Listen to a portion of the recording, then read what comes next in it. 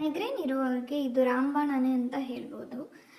Hole ಗೋಧಿನ ಗೋಧಿ ಇರುತ್ತಲ್ಲ ಅದನ್ನು ಒಂದು 2-3 ದಿನ ನೆನೆಸ್ಬೇಕು. ದಿನ ನೀರು ಚೇಂಜ್ ಮಾಡಬೇಕು. ನಂತರ ಅದರ ಜೊತೆ ತುಪ್ಪ ಮತ್ತು ಬೆಲ್ಲ ಮತ್ತು ಏಲಕ್ಕಿ ಇಷ್ಟು ಸಾಮಗ್ರಿಗಳು ಬೇಕಾಗತ್ತೆ.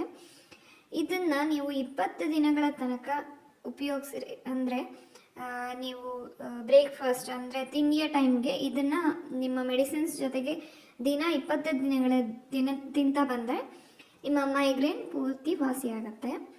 ಈಗ ನಾವು ಗೋಧಿಯನ್ನು ಚೆನ್ನಾಗಿ ಗ್ರೈಂಡ್ ಮಾಡ್ಕೊಳ್ಬೇಕು. ನೋಡಿ, ಈ ಥರ ರೀತಿಲಿ ಹಿಟ್ಟು ಆಗುತ್ತೆ.